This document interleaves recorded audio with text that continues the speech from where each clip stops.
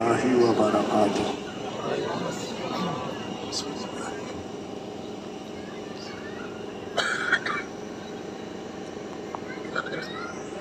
अल्हम्दुलिल्लाह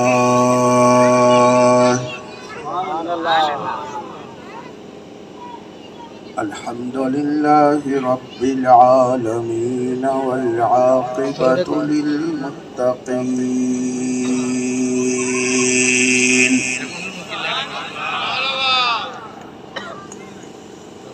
वस्सलातु वस्सलामु अला सय्यिदिल अव्वलीन वल आखिरीन रहमतिल लिल आलमीन खातमिन नबिय्यीन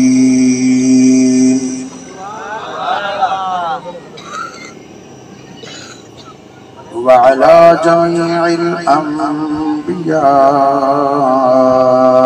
वल मुरसलीन व अलल मलाइकति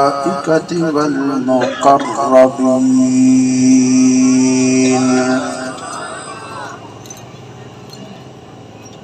व नशहदु अल्ला इलाहा इल्लल्लाह वहदहु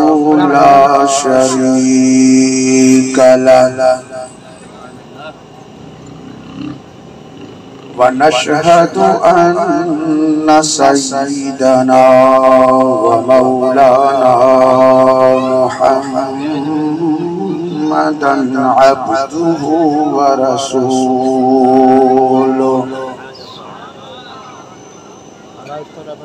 सल्लल्लाहु तआला व सल्लम व बारका अलैहि व अला वालिदैहि व आलिहि व अस्हाबिहि व अहलि बैतिहि व अज़वाजिहि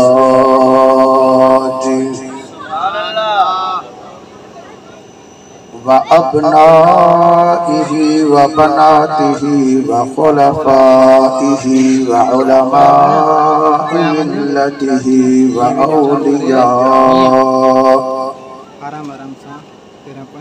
औलियाए उम्मतिहि अजमाइन।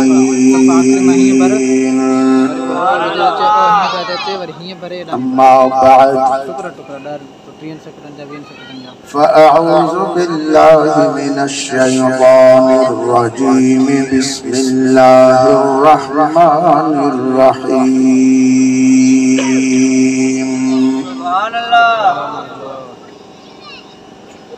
सुब्हानल्लज़ी अस्रा बिअब्दिही लैलन मिनल मस्जिदिल हराम इलल मस्जिदिल अक़सा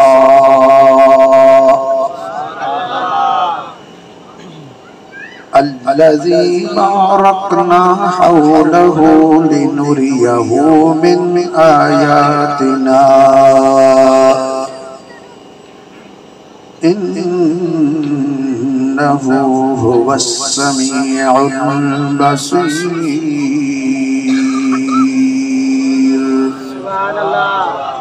सदक़ल्लाहु मौलानल अज़ीम व बल्लगना रसूलुहुन नबियुल करीम व नहनु अला ज़ालिका लमिनश शाहिदीन वश्शाकिरीन वज़्ज़ाकिरीन वल्हम्दुलिल्लाहि रब्बिल आलमीन।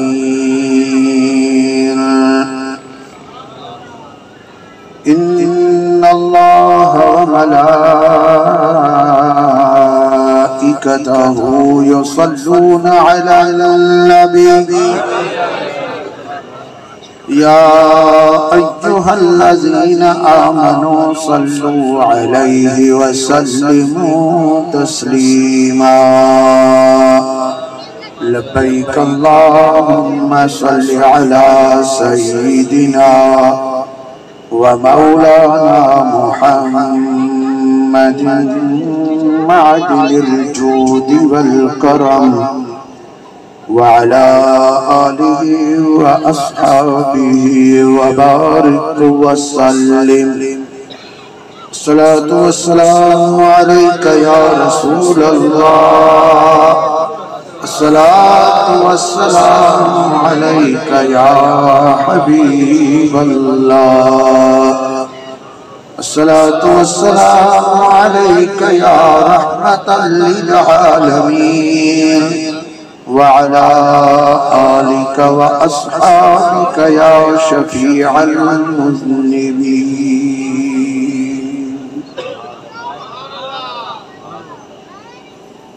तमाम तारीफों अल्लाह करीम जल्ल जलालहू के लायका है, जैं अॼु असांखे हीअ बाबरकत ऐं पुर रौनक महफिल नसीब फरमाई आहे। अल्लाह जल्ल जलालहू असांजी हाज़री कबूल फरमाए। जिन खिदमतूं कयूं बिनी जहानन में उन्हनि खे अजर अज़ीम अता फरमाए। बाबरकत महफिल में उलमा इकराम, हुफ़ाज़ इज़ाम, मुअज़्ज़ज़ीन, नातखान ऐं अवाम अहले सुन्नत जलवा फ़रोज़ा है। अल्लाह सुब्हानहू व तआला अहले सुन्नत व जमाअत जे उलमा, सुलहा ऐं हुफ़ाज़ खे वॾी हयाती अता फरमाए। हीअ बाबरकत महफिल पंहिंजे मौज़ूअ जे हवाले सां ॿिनि पहलुअनि ते मुश्तमिल आहे। एक महीने पाक जी निस्बत सां मिअराजुन नबी सल्लल्लाहु अलैहि व आलिहि वसल्लम जो मौज़ू आहे। ॿियो दुआ ऐं ईसाले सवाब जो मौज़ू आहे। मरहूम मग़फ़ूर फ़कीर मोहम्मद यूसुफ चांडियो, अल्लाह सुब्हानहू व तआला उन्हीं जे क़ब्र जे मथां रहमतूं नाज़िल फरमाए। उन्हीं जे दुआ जे लाइ ऐं उन मरहूम खे सवाब पहुचाइण जे लाइ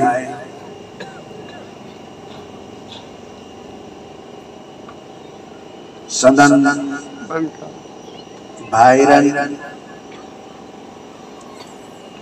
ऐं फर्ज़ंदनि हिन महफिल पाक ऐं नंगर नियाज़ ऐं ख़त्मन दुरूदनि जो इहतमाम कयो आहे।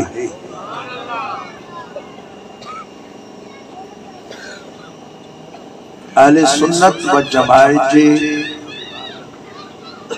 अक़ीदे मूजिब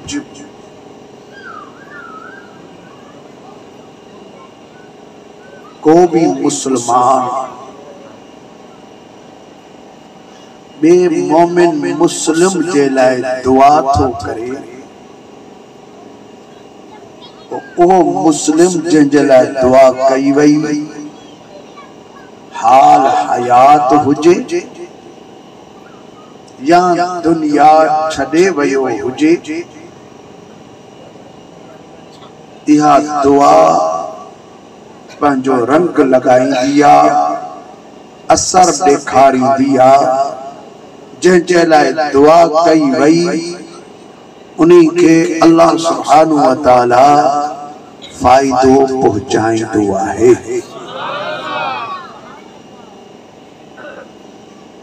अहिड़ी तरह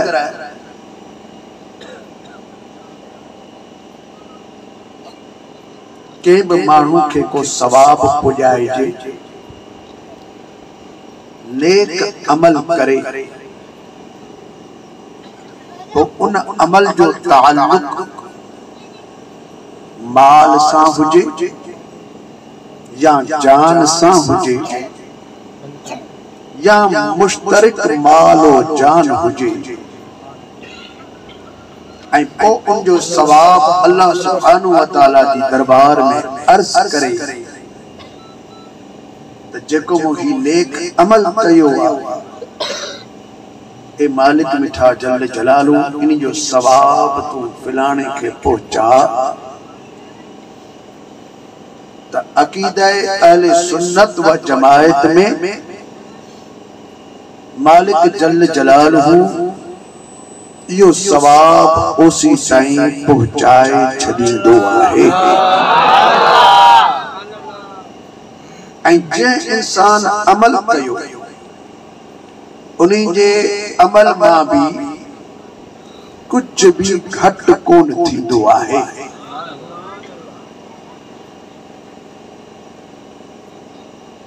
इन अकीदे ते कुरान करीम ऐं सही अहादीस मौजूद आहिनि।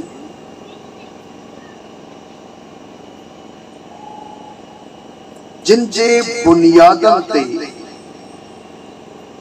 अहले सुन्नत व जमायत जो अकीदो थियो आहे। छो जो अकीदे जे लाइ दलील जी जरूरत हूंदी आहे।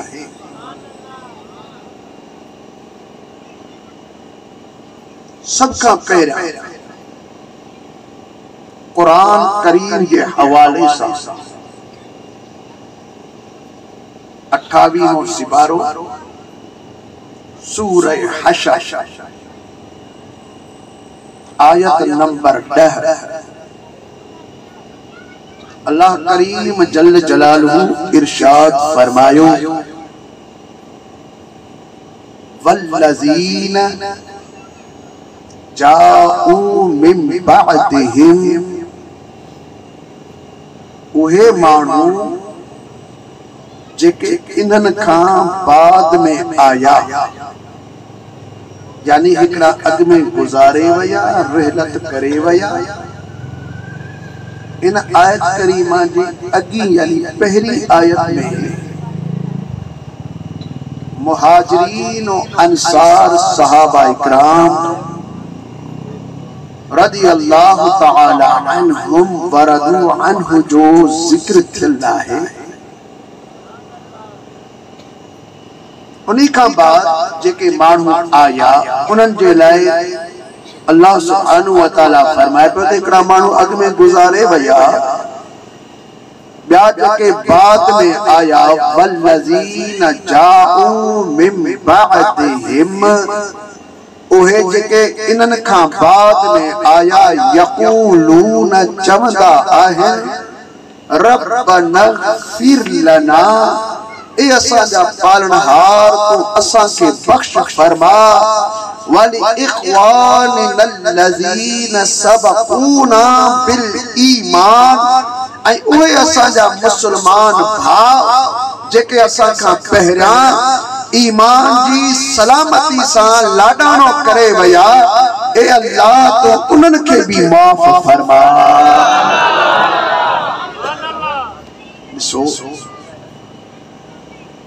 अल्लाह सुब्हानहु व तआला मोमिनन जी दुआ बयान फरमाइया त जेके जिंदह मुसलमान आहिनि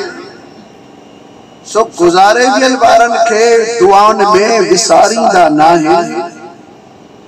बल्कि उन्हनि खे दुआउनि में याद कंदा रहंदा आहिनि। ऐं दुआ कहिड़ी था कनि त अल्लाह तू असा के भी बख्श फरमा वल इख्वानिनल्लज़ीना सबक़ूना बिल ईमान आई वो असा जा मुसलमान भाईर जेके असा का पहरा ईमान जी सलामती सा गुजरी वया ए अल्लाह तो उनन के भी माफ फरमा इन मजा साबित थियो त जेके मानू दुनिया छदे वया उनन जे लाए दुआ करण कुरान करीम मजा साबित है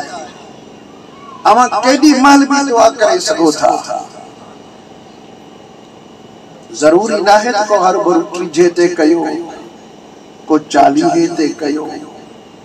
को जुमे रात कयो को 12 महीने कयो अमा जेडी माल भी दुआ कंदो अल्लाह सुब्हानहु व तआला कबूल करण वारो आहे छो जो अर्ज त उनी अल्लाह के कयो थो वने बख्शण वारो भी हो माफी देण वारो भी हो ही आहे जदा उनी जी दरबार में अर्ज कयो थो वने तो उम्मीदन सा अर्ज कयो थो वने ऐं अल्लाह सुब्हानहु व तआला पंजन बानन के पंजी रहमत मझा ना उम्मीद न फरमाईंदो आहे ला तक़नतू मिर रहमतिल्लाह अल्लाह सुब्हानहु व तआला फरमायो तो मुझा सोना हबीब मुझे बानन के बुधायो त अल्लाह जल जलालू जी रहमत मझा ना उम्मीद न थियो असा पंजे मालिक जल जलालू जी रहमत में उम्मीद रखी करे दुआ कयूं था असा के उम्मीद आ रब करीम जल जलालू असा जे दुआन के कबूलियत जो शर्फ बख्शे करे असा जे मैयतन के माफ फरमाए छड़ी दो ई दुआ जे हवाले से एक आयत पढ़ी त एकड़ी हदीस पास भी बताया अल्लामा इमाम जलालुद्दीन सुयूती रहमतुल्लाह ताला अलैहि इन हदीस पाक के बयान फरमाया था हुजूर सल्लल्लाहु अलैहि वसल्लम ने इरशाद फरमायो उम्मती उम्मतुम मरहूमा मुझी उहात उम्मता जते अल्लाह जी रहमत ही रहमत है व मुताब अलैहा ऐ अल्लाह सुब्हानहु व तआला मुझे उम्मत जी तौबा जल्दी कबूल फरमाए वठंदो आहे तदखुल क़ुबूरहा बिज़ुनूबिहा पंजे कब्रन में गुनाहन सा गद वीदा व तखरुजु मिनहा ला ज़ुनूब अलैहा जदा कब्रन का बाहर निकरंदा त उनन जे खाते में को भी गुनाह लिखल कोन होंदो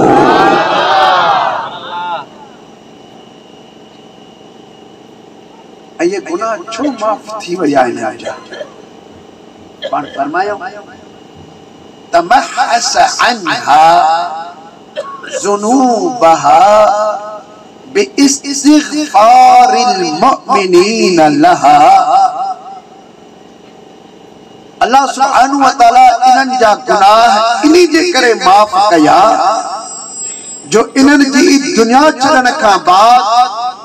मोमिन मुसलमान इनन जे लाए बख्शिश जो दुआओं कंदा हुआ दुआ रंग लगायो या कोन लगायो असर देखारियो कोन देखारियो एडो दुआ जो वडो असर है तनकरे सोने महबूब सल्लल्लाहु अलैहि वसल्लम जी उम्मत भलारी जे लाए जीरा है या दुनिया छड़े वया हर उम्मती जे मता हक आहे त त पंहिंजे मुसलमान भाव खे दुआ ॾींदो रहे। असां हिक ॿिए खे रूबरू तो दुआ ॾींदा आहियूं त अल्लाह तोखे ख़ुश कंदो, अल्लाह तोखे आबाद कंदो वग़ैरह। पर नेकी ही वॾी आहे त जंहिंखे तूं दुआ थो ॾी उहा तुंहिंजी दुआ ॿुधे बि न, तोखे ॾिसे बि न, तूं पर पुठ वेही उन खे दुआ ॾे त इहा तुंहिंजी वॾे मां वॾी नेकी आहे, वॾे मां वॾी तुंहिंजी ख़ैर ख़्वाही आहे। सोने महबूब सल्लल्लाहु अलैहि वसल्लम जी सॼी उम्मत के दुआऊं हर उम्मती जे मथां हक़ आहे तो वो ॾींदो रहे। इन खां बाद एक हदीस पाक सवाब पुॼाइण जे हवाले सां अर्ज कयां थो, पर उन खां पहिरियां बेआवाज़ बुलंद मने सोने महबूब करीम रऊफुर रहीम सल्लल्लाहु अलैहि वसल्लम ते ए प्यारो दुरूद शरीफ पढ़ंदा हलो। सल्लल्लाहु अलैहि या रसूल अल्लाह वसल्लम अलैका या हबीब अल्लाह। कजी ज़बान खामोश न रहे, बुलंद आवाज़ सल्लल्लाहु अलैहि या रसूल अल्लाह।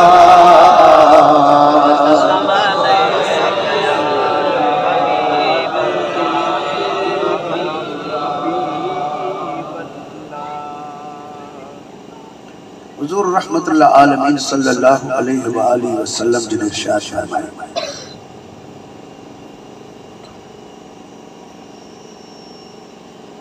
सैयदना अनस बिन मालिक रज़ियल्लाहु तआला अन्हु जिन इन हदीस पाक जा रावी आहिनि। इमाम तबरानी रहमतुल्लाहि तआला अलैहि अल मुअजमुल औसत किताब में इन हदीस पाक के सही सनद साण लिखियो आहे। हदीस नंबर 6504 आहे, इंटरनेशनल हदीस जो नंबर। सैयदना अनस रज़ियल्लाहु ताला अन्हु फरमाइन था त मूं पाण सोने महबूब सल्लल्लाहु अलैहि वसल्लम जिन खां ॿुधो आहे। पाण फरमायो, मा मिन अहली बैतिन यमूत मिनहुम मय्यत, के घर वारनि मां को माण्हू गुज़ारे थो वञे, फयतसद्दक़ून अन्हु बअद मौति, उन्हीं जे मरण खां बाद उनजे घर वारा सदको कंदा आहिनि, खैरात कंदा आहिनि।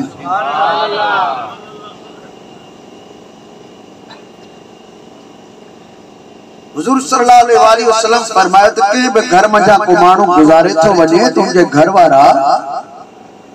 उनजा मित्र माइट उनजे तरफ़ खां खैरात कंदा आहिनि, सदको कंदा आहिनि। फरमाया त इल्ला अहदाहा इलैहि जिब्रील अलैहिस्सलाम अला तबक़िन मिन नूर। हजरत जिब्रील अलैहिस्सलाम इन्हीं सदके खैरात जो सवाब एक नूर जे बर्तन में रखी कबर वारे जे तरफ खणी वेंदो आहे।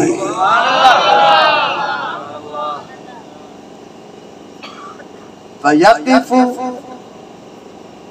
अला शफ़ीरिल क़ब्र, तो जिब्रील अलैहिस्सलाम कब्र जे किनारे ते अची करे बीहंदो आहे। फयक़ूलु या साहिबल क़ब्रिल अमीक़, जिब्रील अलैहिस्सलाम कब्र जे किनारे ते बीही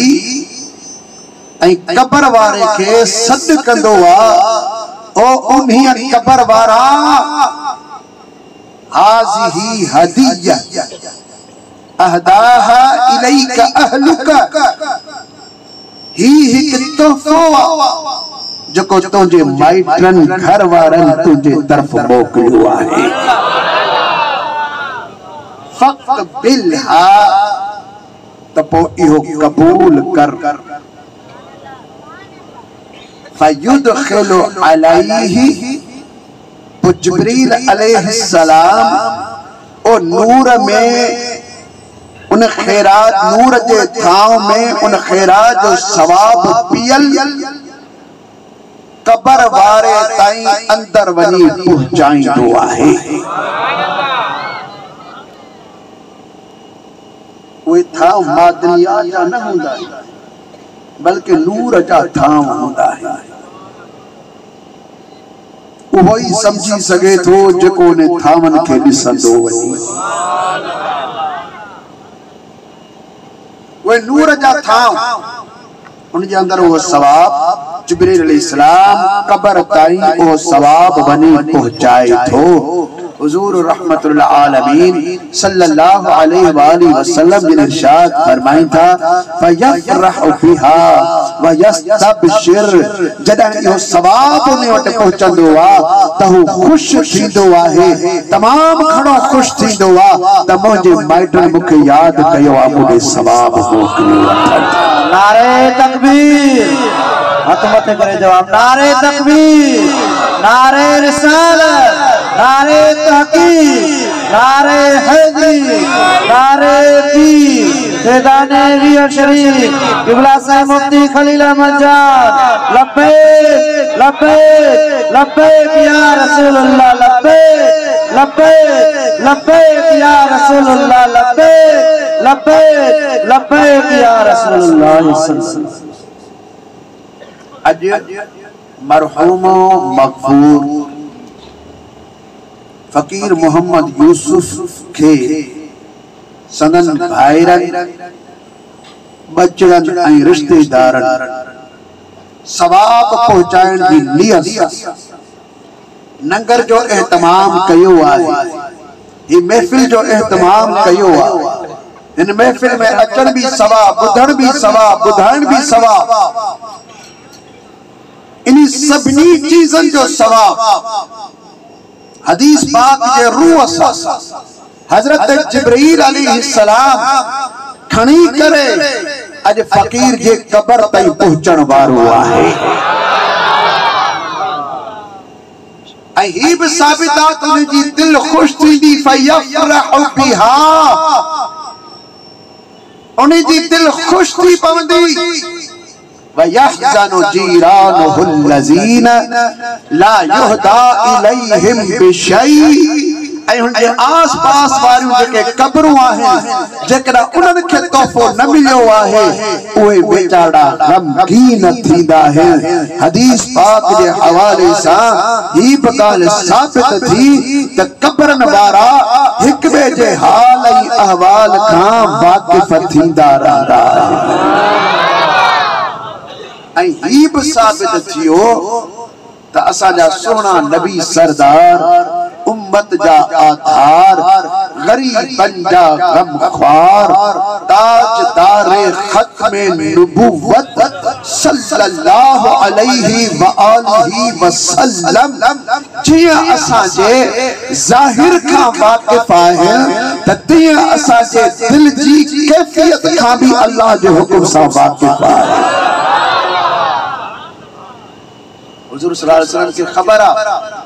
तो मुझी उम्मत जो मैयत कबर के अंदर केड़ो खुश थी रहियो आ केड़ो गमगीन थी रहियो आ असा जो खुशियों असा जा गम मदीने वाले घोट का अल्लाह बुझा कोन रखया है असा जा अमल असा जा किरकार हुजूर रहमतुल आलमीन का अल्लाह ताला बुझा न रखया है तंजे करे असा ने किरकारन के दिसी मदीने वाले घोट वट जी दरबार में अचन साणी सजदो करे दुआऊं कयूं आहे तो मौला मुझी उम्मत के बख्श फरमाए मुझी उम्मत के माफ फरमा मुझी उम्मत के माफ फरमा अचन सारी सजदो कयो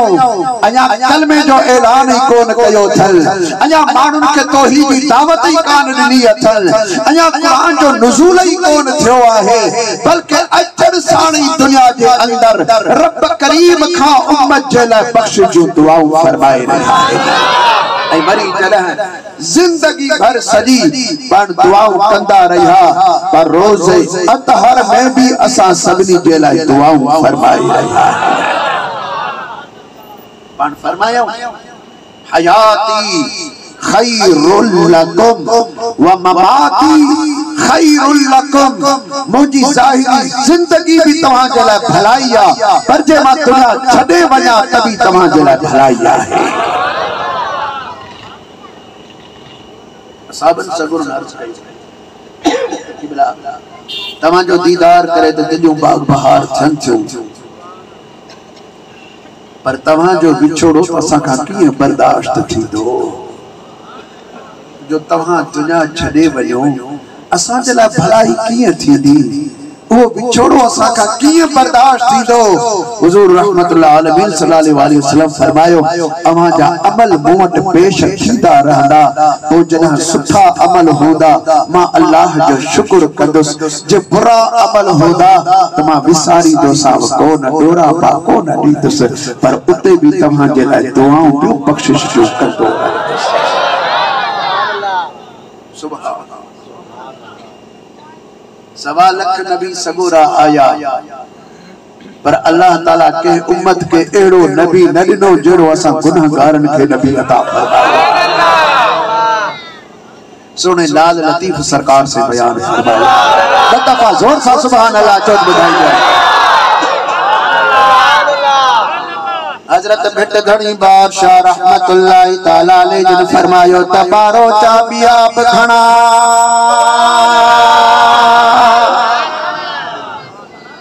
बारो चाबिया बखणा मुझो पुनो सिर सभिल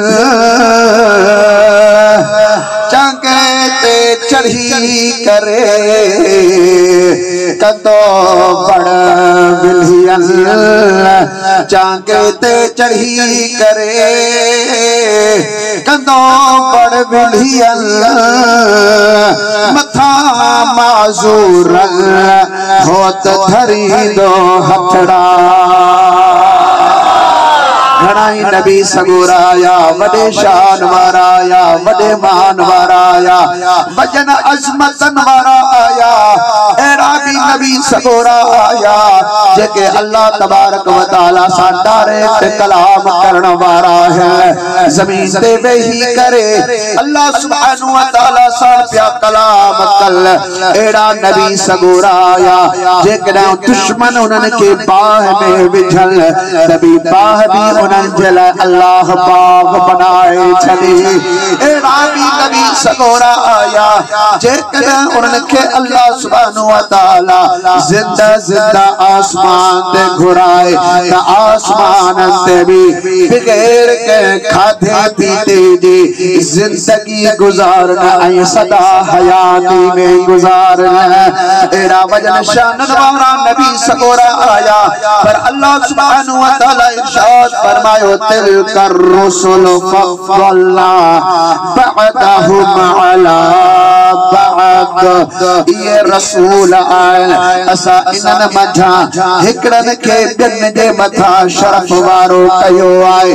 मिनहुम मन कल्लम अल्लाह इनन मां के एड़ा भी आए जिन सां अल्लाह तबारक व तआला डायरेक्ट ॻाल्हायो आहे व रफ़अ बअदहुम दरजात इनन सवा लख के अंदर एक एड़ो भी जिन जा अल्लाह तबारक व तआला हर ही दर्जा बुलंद फरमाया है ना हर ही दर्जा अल्लाह तबारक व तआला बुलंद फरमाया कड़ो भी हिकड़ो वो केरा वो तुझो नबी आ वो मुझो नबी आ वो नबियन जो नबी आहे खुद खालिक कायनात जो नबी आए सबनी जो सरदार नबी आ खातिमुल अंबिया वल मुरसलीन है जो शान अल्लाह ताला एडो वडो फरमायो एजू वजू इज्जतूं ने के दिनो जो उन्हीं जो शान अल्लाह सुब्हानहू व तआला अग में ही बयान फरमायो तौरात में मुस्तफा करीम जो शान ज़बूर में उन्हीं जो शान इंजील में हबीबन करीमन जो शान आए कुरान में उन्हीं जो शान अगन सहीफन में बिठे मुस्तफा करीम जो शान अंबिया इकराम अलैहिमुस्सलाम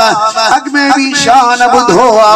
पर आलमुल अरवाह में अल्लाह करीम जल्ल जलालो सबनी नबियन सगोरन के कद करे अल्लाह सुब्हानहू व तआला इरशाद फरमायो मुझा सोना वो वक्त भी याद फरमायो जो इज़ अख़ज़ल्लाहु मीसाक़ल नबिय्यीन वो वक्त याद फरमायो जदा अल्लाह तबारक व तआला नबियन सगोरन का पक्को वायदो बेवरतो नारे तकबीर मा आतैतुकुम मिन किताबिन व हिकमा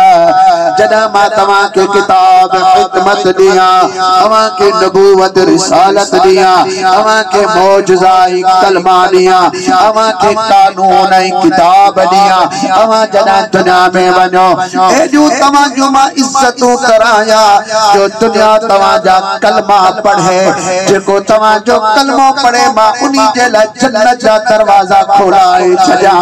जिको तमा सा दुश्मनी करे मा उनन ते डमर जी पवा उनन के जहन्नम में वनी उछलाया अल्लाह सुब्हानहू व तआला फरमाए पियो त तमा जो मा इज्जतों कराया अमा जा कानून दुनिया में राज कराया अमा जे किताब जो तिलावतों कराया अमा जे कलमे जो तवारो हलाया अमा जा खुतबा मादियारी दो रहा अल्लाह सुब्हानहू व तआला इरशाद फरमायो एड़े हाल में जदा मुझो सोनो महबूब तवा वट अची वने सुम्मा जाअकुम रसूल मुसद्दिक़ुल लिमा मअकुम सुनो मुझो रसूल तवा वट अची वने आवाज हर शय की मुझो सुनो महबूब तस्दीक फरमाई दो जदा एड़े वडे शान वारो रसूल अची वने उन्हीं वक्त में तमा जो किरदार छा हुअण खपे अमा जो अंदाज छा हुअण खपे अमा जो उन्हें सोने महबूब सा कहिड़ो सलूक हुअण खपे अल्लाह तबारक व तआला इरशाद फरमायो लतुमिनुन बिही वलतंसुरुल्लाह ओ नबियो तमा पंहिंजे मथा कलमा पढ़ाए करे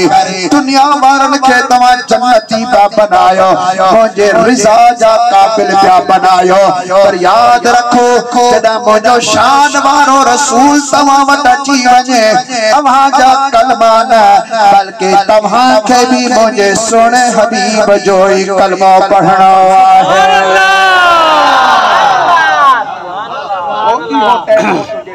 नारे तकबीर नारे रिसालत नारे तहकीक नारे हैदरी नारे पीर फैज़ाने बियर शरीफ दरबार आलिया बियर शरीफ किबला साहिब मुफ्ती खलील अहमद जान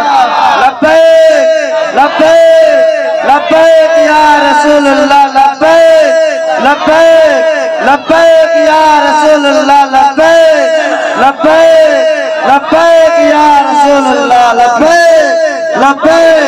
लब्बैक या रसूलुल्लाह ताज सरकार से रहमतुल्लाह तआला अलैहि इरशाद फरमायो तमारू मित्रमली रजा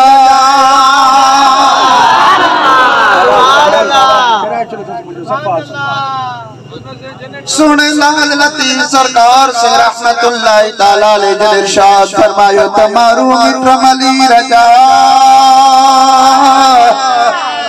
सबई मो सरदार हशर वेल हिसाब में मिड़ई मो महदार लोयन वारा लख हजार पर मारू मंझन हिकड़ो हिकड़ो मारो हिक महबूब सल्लल्लाहु अलैहि वसल्लम कई नबूवत जो चादरू वेढ़े आया बेशक उनजा शान वडा है अल्लाह ताला उनजा वडा शान कया पर रब करीम जल जलालु पाण इरशाद फरमायो त इनन मजा हिकड़न के जन जे मथा सा शरफ वारो करे छयो आहे टे सिपारे जी कुरान करीम की शुरुआत सूरह बकरा टे सिपारे जी पहली आयत है अल्लाह सुब्हानहु व तआला फरमायो त मां हिकड़न के तिलकर रसूल फद्दलना बअदहुम अला बअद ये रसूल आहे जो असा इनन मजा हिकड़न के ॿियन जे मथा शरफ वारो बनायो आहे अंबिया किराम अलैहिस्सलाम जॾहिं हिन दुनिया में आया त पंहिंजे दौर में अल्लाह सुब्हानहु व तआला के अर्ज कंदा रहा त मौला उन महबूब जो असा के दीदार करा त उनके असा कलमा भी पढ़ो ऐं लतो में नुन नबी वल तंसुरुन इहो जो असा वायदो करे आया हासी त कलमो भी पढ़दा से ऐं उनजा मददगार भी साबित थींदो त असा जा मददगार भी थियो खिदमत भी कयूं कलमा भी पढ़ो असा के वो महबूब असा के देखार उनजो दीदार कयो मौला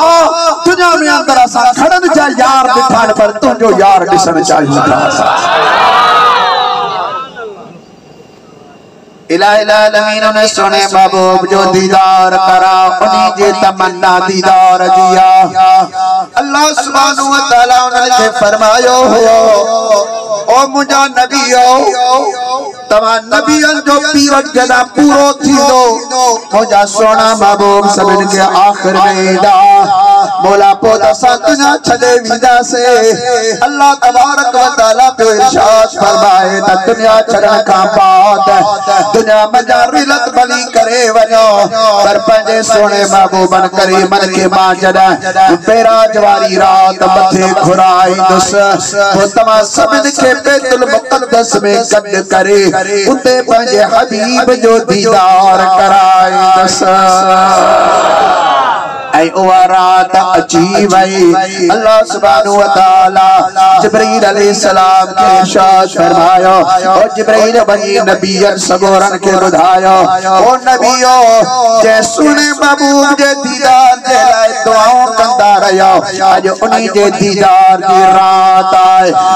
पंजन मज़ारन मां बाहर निकरी अचो पूरी दुनिया जे अंदर अल्लाह ताला नबी सगोरा मोकिलिया हुआ को फलस्तीन का पियो को मिस्र का को शाम का को सऊदीया का को असा जे इनन मुल्कन का जो पूरी दुनिया के अंदर अल्लाह ताला नबी सगोरा मोकिलिया है ये सभी नबी सगोरा वो पंजे रूहन सा पंजे विसाली जिस्मन साण सभी बैतुल मुक़द्दस में गंड थींदा रहिया ओडा हबीब करीम सल्लल्लाहु अलैहि वसल्लम जे तरफ अल्लाह तबारक व तआला जिब्रील के मोकिलियो त मुझे सोने महबूबन के वठी अचो सैयदना जिब्रील अलैहिस्सलाम आया अल्लाह सुब्हानहु व तआला इरशाद फरमायो ओ जिब्रील मुझो सुनो महबूब आरामी आए हथ लगाए करे सुजाग न कजाए सद करे सुजाग न कजाए बल्कि कबिल कदमए मुझे यार जे बिन्ही कदमन के चुमी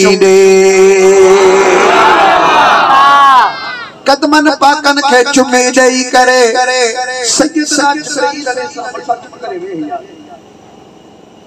सैयदना जिब्रील अलैहिस्सलाम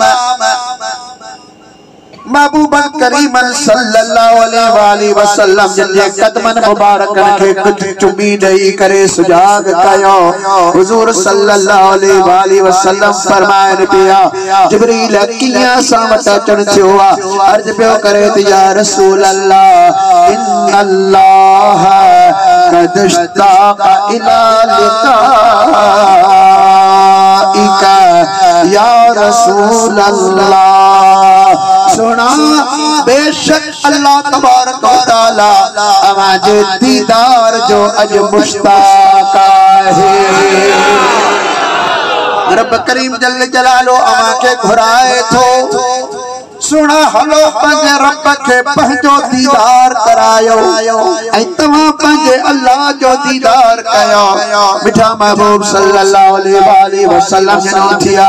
हुजूर फरमायो जन्नती वेस वगा पाताओ हतीम शरीफ काबे करीम जो तवाफ फरमायो हतीम शरीफ हजी करे पान दुआ फरमायो अल्लाह तबारक व तआला सा पंजे उम्मत जे बाबत हद फायदा भी वरताओ उन्हीं का बाद मिठा सल्लल्लाहु अलैहि वसल्लम जी ज़ात बरकत जदा पान बाहर प्या चल हती अब टपली न करे यार तो हिकड़ी जाके चलीस मा पजो कम कया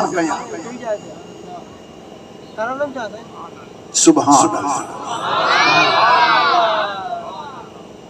अल्लाह सुब्हानहु व तआला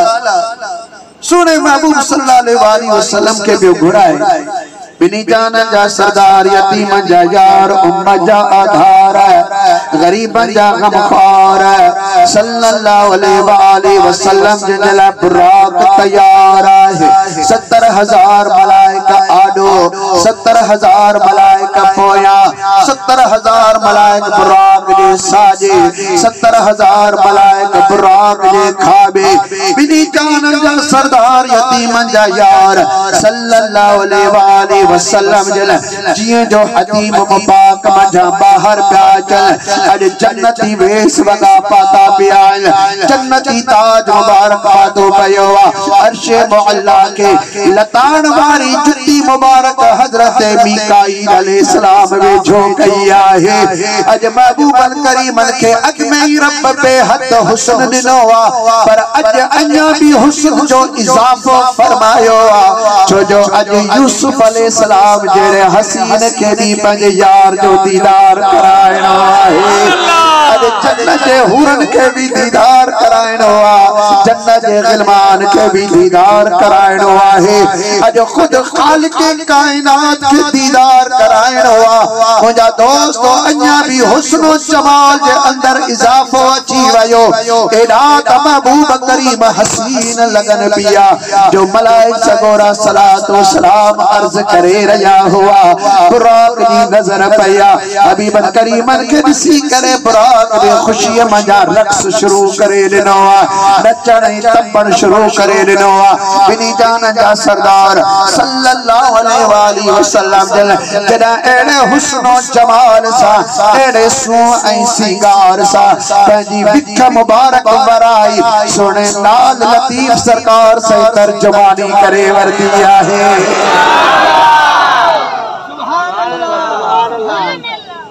हजरत लाल लतीफ सरकार से रहमतुल्लाहि ताला अलैहि हबीबन करीमन सल्लल्लाहु अलैहि वसल्लम जंजे हलन जी तर्जुमानी कई बेहन जी तर्जुमानी कई दिसन जी तर्जुमानी कया हुस्न जमाल जी तर्जुमानी कया सुने लाल लतीफ सरकार संगड़ो बाबू बन करीमन जो हुस्न इश्क बयान कया अल्लाह करे तो वरी एड़ो आशिक थे जो इए केर बयान करे भी सके बेटाई सरकार से रहमतुल्लाहि ताला अलैहि फरमायो तो नाज मझारा निकरी जदह पिरी करे थो पंध भूपण बिस्मिल्लाह चवे ऐ राह चुमे पैरंद उभ्यो घणो अदबसी हुरू हैरत मुखे साईं जो सोगंध मुझो साजन सब दिया सुहणो बिनी जहान जा सरदार लजपाल मदीने जा घोट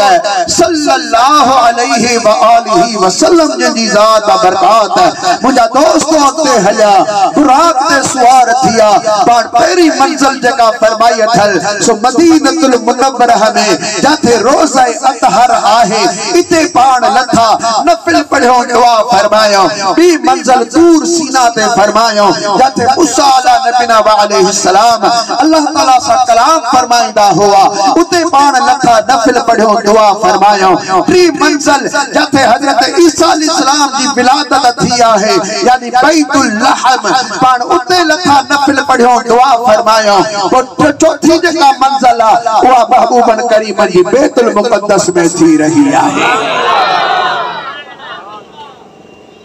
सभी अंबिया इकराम अलैहिस्सलाम इंतजार में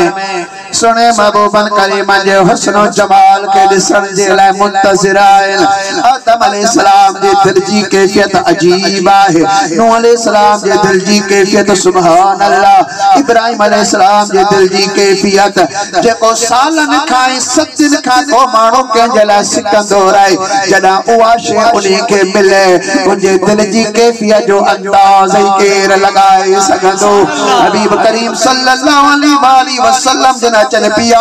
अंबिया इकराम जे दिल जू कैफियत अजीब है को सोचे पियो त इनी यार जे करे मां पेशतन में घुमंदो होस मां जन्नत जा बंगला छड़े करे इनी यार जेला मां दुनिया में आयस दुनिया जा दुख बर्दाश्त कयम दुनिया जू तकलीफ बर्दाश्त कयम दुनिया जू मुसीबत और मुश्किलात मोने यार जे दीदार दे खातिर बर्दाश्त कयो आहे को पियो ये चवे त इनी यार जे करे 6 महीना मां तूफान में बेड़न में घुमंदो रहियो आया मन इन यार जो दीदार थी वने को पियो चवे तिन यार जे दीदार जे लाए जे बाह में विधो वयो तो ओहो भी वो बर्दाश्त कयो आहे सबके जी पंजी पंजी कैफियत सदी जिंदगी इन यार जे दीदार जे ला रहा से यो सुनो महबूबा जा ची रहियो हाने उनन जे दिल जी कैफियत के मुर्शिद लाल लतीफ सरकार जामो पारायो आहे बेट धनी बादशाह रहमतुल्लाह तआला अलैहि फरमान पात ही सजन सही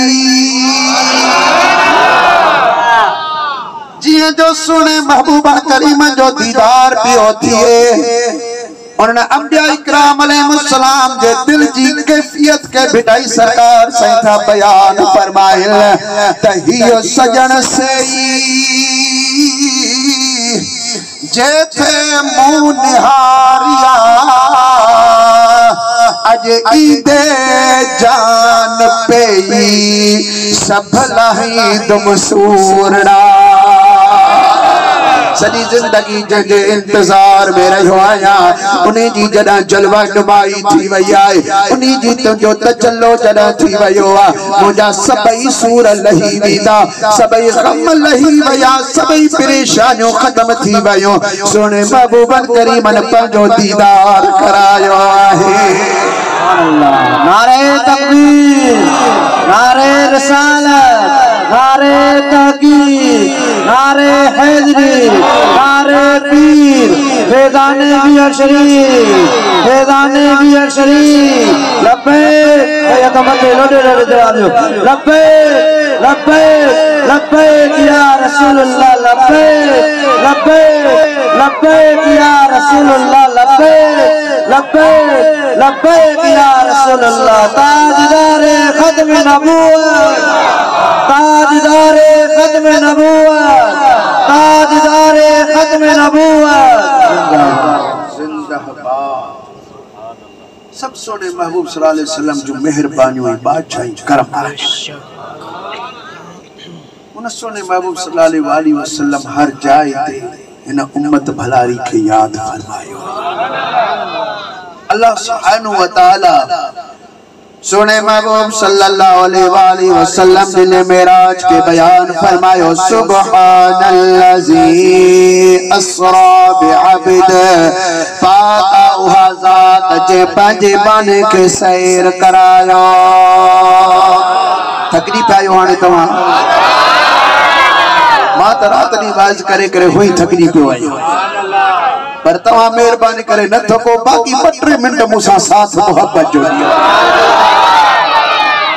अल्लाह सुब्हानहु व तआला इरशाद फरमाए सुब्हानल्लज़ी अस्रा बिअब्द पाका वज़ात जे पंज बाने के सैर कराया लैलम मिनल मस्जिदिल हराम इलल मस्जिदिल अक़सा, रात जे थोड़े हिस्से में मस्जिद हराम का वठी मस्जिद अक़सा ताईं, अल्लज़ी बारकना हौला, उहा मस्जिद अक़सा जे चौधारी असां बरकतों रखियो आहिनि, लिनुरियहु मिन आयातिना, इन्हीअ जे लाइ सैर करायो, मेराज करायो, ता असां पंहिंजो निशानियूं पंहिंजे यार खे ॾेखारियो, पंहिंजो निशानियूं असां पंहिंजे हबीब करीम खे ॾेखारियो। इन्ही जे अंदर इशारो आहे आसमाननि जे मेराज जो। अते रब करीम जल जलालो फरमायो, इन्नहु हुवस समीउल बसीर, बेशक वो बुधण वारो भी आ त ॾिसण वारो भी आहे। वो केर बुधण वारो ॾिसण वारो हो ज़मीर मोटी रही आहे। पोइते हिननि जा मरजब आहिनि। हिकिड़ो अल्लाह जल जलालो जो सुहिणो रसूल सल्लल्लाहु अलैहि वसल्लम अल्लाह तबारक व तआला फरमाए पियो त उहो बुधण वारो आ, उहो ॾिसण वारो आ, या तो उहो अल्लाह कायनात के ॾिसी भी रहियो आ, कायनात जी ॿुधी भी रहियो आ, या उहो केर उहो मिठो महबूब जेको अल्लाह ताला जो दीदार करे भी रहियो आ त रब जी ॻाल्हि ॿुधी भी रहियो आहे। हुजूर सल्लल्लाहु अलैहि वसल्लम जे आखिरी मेराज वारे मरहले जे तरफ आयत करीमा इशारो करे छडियो आहे त हुजूर सल्लल्लाहु अलैहि वसल्लम अल्लाह तबारक व तआला जो दीदार भी कन था ऐं उन्हनि जो कलाम भी ॿुधन था। हदीस पाक में आयो त महबूब सल्लल्लाहु अलैहि वसल्लम जन इरशाद फरमायो, ओ मुंहिंजा सुहिणा अल्लाह तबारक व तआला जो फरमाए, ओ मुंहिंजा सुहिणा असां तव्हांखे अहिड़े मकाम ते घुरायो आ, एड़ी जाइ ते घुरायो आ जो इन जाइ ते को नबी मुरसल कोन पहुतो, को मलक मुकर्रब कोन पहुतो, को बनी बशर इन जाइ ते कोन पहुतो आ। जे जाइ ते असां तव्हांखे घुरायो आ, अज पंहिंजे हरीम कुदस में तव्हांखे घुरायो आ। सुम्मा दना फततल्ला फकान बाब कौसैनी औ अदना, एड़े आला मकाम ते असां तव्हांखे पहुंचायो, को भी इन्ही मकाम ते कोन पहुतो आ। सुना तव्हांखे असां आला मकाम ते सभी नबी सगोरा हेठ सभिनी के असां मेराज कराया, लेकिन हिजाब जे अंदर तव्हांखे जेको मेराज करायो आ सो बिना हिजाब जे मेराज करायो आ, पंहिंजी दरबार ते पहुंचायो आ। सुना दुनिया जी ज़मीन खां वठी अर्श मुअल्ला ताईं, बल्कि मुंहिंजी दरबार ताईं हर शइ तो ॾिठी आहे, पर मुंहिंजा सुहिणा भी गाल आए, अना व अंत हिक माया बियो तो आहे, वमा सिवा ज़ालिका खलक़तु लिअजलिका, बस इन्ही खां सिवाय त तू आई बियो माया, तोखां मुखां सिवा बाक़ी सॼी काइनात खे सोना मो तुंहिंजे लाइ पैदा कयो आहे। मां सॼी काइनात के तुंहिंजे लाइ पैदा कयो आ। ज़मीन आसमान सिज चंड हवा ही पानी हर शइ मुंहिंजा सुहिणा अवां जे लाइ पैदा कयो आहे। सभु कुझु जेको तव्हां ॾिठो आहे मुंहिंजो रहमतूं तव्हां जे लाइ, बख़्शिशूं तव्हां जे लाइ, उम्मतूं तव्हां जे लाइ, काइनात तव्हां जे लाइ, अंबिया इकराम तव्हां जे लाइ आहिनि। इहो ई सबब आहे जो उन रात अल्लाह सुब्हानहू व तआला सभिनी मलाइकनि खे हुकुम फरमायो त मलाइका करोड़नि ऐं अरबनि सालनि खां वठी करे अवां असांजी इबादत करे रहिया आहियो। हिकिड़ा रुकूअ में त सदाई रुकूअ में रहिया, हिकिड़ा सजदनि में त हमेशा सजदनि में रहिया, हिकिड़ा क़याम में त हमेशा क़याम में रहिया, हिकिड़ा तौरात जी तिलावत में, या ज़बूर जी तिलावत में, या इंजील जी तिलावत में, चौथा क़ुरान जी तिलावत में रहिया। हमेशा या उनकी इहाई इबादत हुई। पर रब करीम फरमाए तो मलाइको अज सजदा नमाज सिर मथे खणो, अज पंजो चेलो रुकू अखा सिधो कयो। अज तमाजे जुबान ते हिकड़ी ई बोली हुजे, वा मिठे महबूबन करीम जो दुरूद ओ सलाम हुजे। सुने महबूब सल्लल्लाहु अलैहि वसल्लम जिंजो दुरूद ओ सलाम हुजे, उन्हीं जाई ते अल्लाह तबारक व तआला घुरायो। बेशक बिन नबी अलमी तो मेराज कया, लेकिन सबई पर्दे में मेराज हुआ। पर मदीने वाले घोट जो मेराज हो सो बगैर के पर्दे जे डायरेक्ट अल्लाह ताला जी दरबार में मेराज हुआ। इन्हीं गाल के सोने लतीफ सरकार से बयान फरमाया। बदफा जोर सो सुभान अल्लाह जोत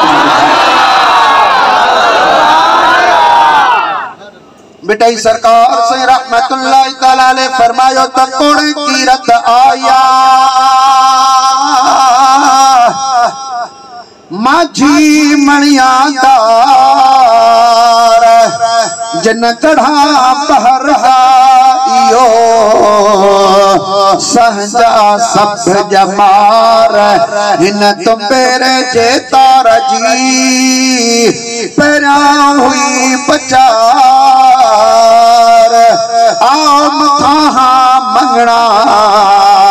चढ़ी दुर्र दुआर तो के घोट घुरायो अज खिलवत ला खलकन हार अत्तहियात लिल्लाह वस्सलावात व तय्यबात इखली कयही खीकार अस्सलामु अलैका अय्युहल नबी व रहमतुल्लाहि व बरकातुहू। ई परूड़ पचार को सुनो सजे संसार त मुल्क नहीं महबूब के। नारे तकबीर, नारे रिसालत, नारे तहकीक, नारे हैदरी, नारे पीर फैज़ाने बिया शरीफ किबला साहिब मुफ्ती खलील अहमद जान। खुदा दी कुदरत तुसा दिलाए ए बणी खलकत तुसा दिलाए। खुदा दी कुदरत तुसा दिलाए ए बणी खलकत तुसा दिलाए। जमीन अर्शई कलम ऐ कुर्सी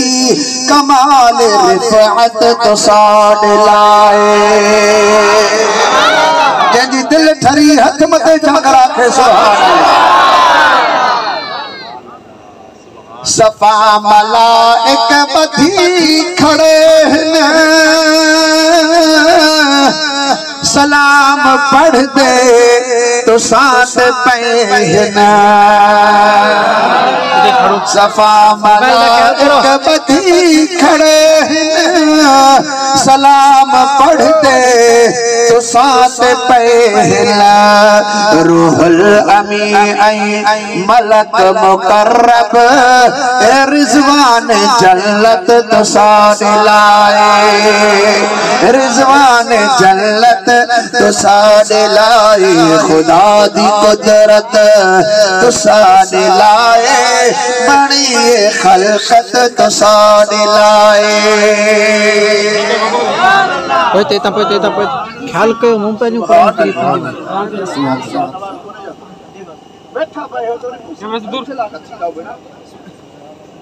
सुभान अल्लाह हथ मथे खड़ी करे अया हिकड़ो दफ़ो अया हिकड़ो दफ़ो यही मूसा कर थोड़ा ही लफ्ज़ चवराईंदा रहजो त सभई सुने महबूबन करीम जे नात खानन में शरीक शामिल थी वेंदा। खुदा दी कुदरत तुसा दिलाए। खुदा दी कुदरत तुसा दिलाए बड़ी खलकत तुसा दिलाए। बड़ी खलकत तुसा दिलाए। जमीन अर्शई कलम ऐ कुर्सी कमाल रिफअत तो सारे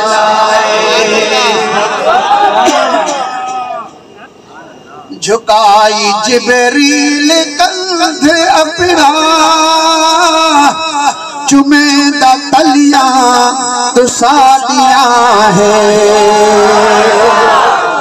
झुकाई जिब्रील कंध अपना चुमेदा तलिया तो सादिया है चुमेदा तलिया तो सादिया है बुराक रोदा गलिया गोलेदा अज खड़ा है खिदमत तुसाने लाए खड़ा है खिदमत तुसाने लाए खुदा दी कुदरत तुसाने लाए खुदा दी कुदरत तुसाने लाए बनी है खिदमत तुसाने लाए ज़मीन अर्श कलम ऐ कुर्सी कमाल रिफअत तुसाने लाए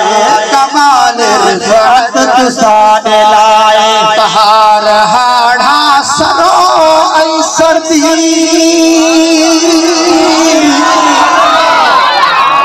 भुला भुला मिश्रा न पढ़ तो को थल पढ़ बोल सा बैठो ठाहो को ना तो को न बहार हाड़ा सरो ऐ सर्दी गुलाब खुशबू फसल जो पुख्ती गुलाब खुशबू फसल जो पुख्ती मिट्टी ऐ पानी हवा ऐ आतश ए जहां दी जलवत तो सारे लाए जहां दी जलवत तो सारे लाए खुदा दी कुदरत तो सारे लाए खुदा दी कुदरत तो सारे लाए बड़ी है हलकत तो सारे लाए ज़मीन अर्श कलम ऐ कुर्सी ज़मीन अर्श कलम ऐ कुर्सी कमाल रिफअत तो सारे लाए तो सारी मर्जी खुदा है तलबी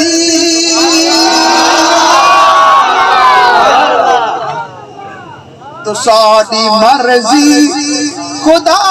है तलबी और ये करे जिए तो सारी मर्जी